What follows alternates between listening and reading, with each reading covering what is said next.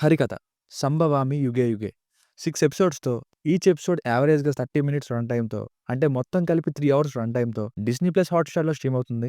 ఇక చూసాక నాకైతే కొన్ని విషయాలు ఇల్లాజికల్‌గా ఇంకా ఫ్లాస్ ఉన్నప్పటికీ ఓవరాల్‌గా అయితే టైమ్ పాస్ అయిపోయింది. Cinema range production values and music అయితే ఉంది. ఒక రొటీన్ స్టోరీని కమర్షియల్ ఎలిమెంట్స్‌తో హిందూ మైథాలజీని యాడ్ చేసి కొంచెం ఎంగేజింగ్‌గా తీస్తే అదే ఈ హరికథ. కొంచెం first and second episode screen play వలన కొంచెం అటు ఇటుగా ఇబ్బంది పెడుతుంది. అవి కొంచెం ఓపిక పడితే మిగతావి లాగించేయొచ్చు అనిపించింది.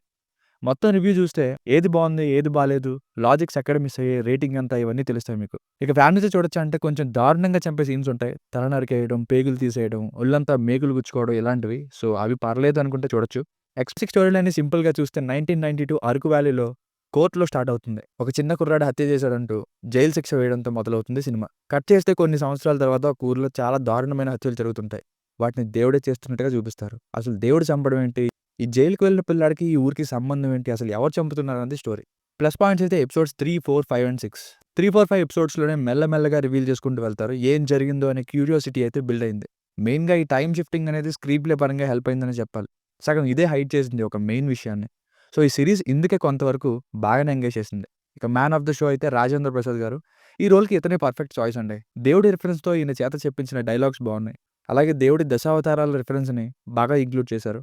ఇక శ్రీకాంత్ గారు కూడా పోలీస్‌గా బానే చేశారు. దివి గారు కొంచెం ఇంప్రూవ్ అవ్వాలి మెయిన్‌గా ఎక్స్‌ప్రెషన్స్. ఇక పూజిత పన్నోడే గారు, అలాగే రాజేంద్ర ప్రసాద్ గారు నాటక బృందంగా చేసిన వారు, చిన్న పిల్లాడు పెద్దోడైన వారుగా చేసిన యాక్టర్ అందరూ కూడా ఉన్న రోల్స్‌లో బానే చేశారు. సాంగ్స్ అండ్ మ్యూజిక్ 2 బావున్నాయి. ఇక దీన్ని సినిమా రేంజ్‌లో చూపించిన సినిమాటోగ్రఫీ, దానికి సపోర్ట్ చేసిన ప్రొడక్షన్ వాల్యూస్ ఈ సీరీస్‌కి బిగ్గెస్ట్ ప్లస్ అనే చెప్పాలి.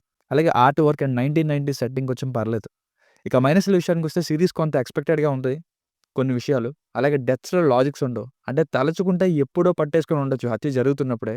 ఇంక మరీ గ్రాఫిక్స్ పెట్టేసి ఇదే రియల్ అన్నట్టు చూపించడం, దేవుడి పేరు చెప్పి కొన్ని సీన్స్‌ని సిల్లీగా తీయడం, ఇవే ఓవర్‌గా అనిపించాయి ఫేక్ చేయడం అనేది. ఫర్ ఎగ్జాంపుల్ ఒక డెత్ దగ్గర దేవుడి రూపంలో అలా మూవ్ అవుతున్నట్టు చూపిస్తారు. ఇలాంటివి. ఇంకొక విషయం అర్థం కాదు. చాలా సినిమాల్లో అండ్ సీరీస్‌లో చూస్తున్నా లాస్ట్ 2, 3 ఇయర్స్‌లో అసలు కెమెరాలో రికార్డ్ అయినట్టు స్టెడీగా ఒకటే ఫ్రేమ్ రావాలి కానీ, సినిమా ఫుటేజ్ లాగా మల్టిపుల్ షాట్స్‌తో జూమ్ అవుతూ, చేంజ్ అవుతూ ఎందుకొస్తుంది? ఇది మీకు ఎవరికైనా డౌట్ వస్తే కామెంట్స్‌లో చెప్పండి. ఎందుకంటే ఈ సినిమాలో కూడా ఇదే జరిగింది. విలన్స్‌లో మెయిన్ విలన్ పెర్ఫార్మన్స్ అంత అట్రాక్టివ్‌గా లేదు. ఏదో 2 ఫ్లాష్ బ్యాక్స్‌ని కనెక్ట్ చేసి, అందులో ఉండే మెయిన్ రీజన్ ఒకదానికి మనం కనెక్ట్ అవ్వడం వలన, విలన్స్‌ని ఇంకా స్టోరీ పరంగా చంపాలి అనిపిస్తుంది కానీ, సూపర్ విలన్ రా! ఏం విలనిరా! ఏసేయాలిరా ఈడిని అని ఇన్వాల్వ్ అయ్యేంత అయితే అనిపించలేదు.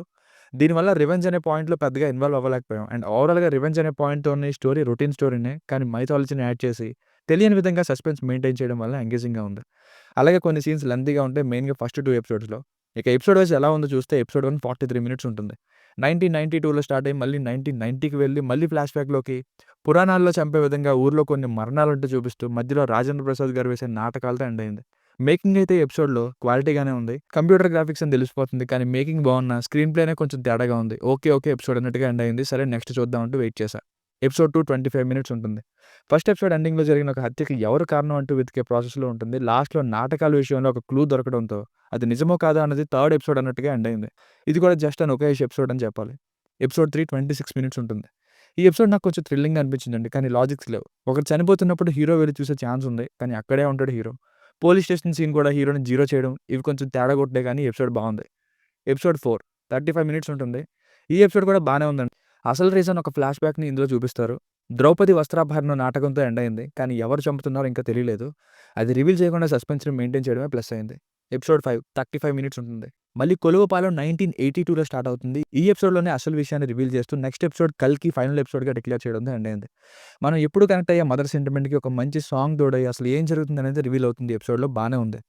ఫైనల్ ఎపిసోడ్ 6 'కల్కి' 27 మినిట్స్ ఉంటుంది. ఒక అధ్యాయం ముగిసి మరో అధ్యాయం ఉందంటూ సీజన్ 2 ఉందంటూ ఎండ్ అయింది. ఇక ఫిఫ్త్ ఎపిసోడ్ చూసాక ఏదైతే కంక్లూషన్ ఎక్స్‌పెక్ట్ చేస్తామో అదే ఇందులో జరిగింది. జస్ట్ ఓకే అనిపించింది ఈ ఎపిసోడ్. సో, ఫైనల్‌గా సీరీస్‌కి వర్డిక్ట్ ఏంటంటే ఒకసారి చూడొచ్చండి. కొంచెం ఫస్ట్ 2 ఎపిసోడ్స్ ఓపిక పట్టండి. రొటీన్ స్టోరీ అయిన ట్రీట్‌మెంట్ వల్ల టైమ్ పాస్ అయితే అయిపోతుంది.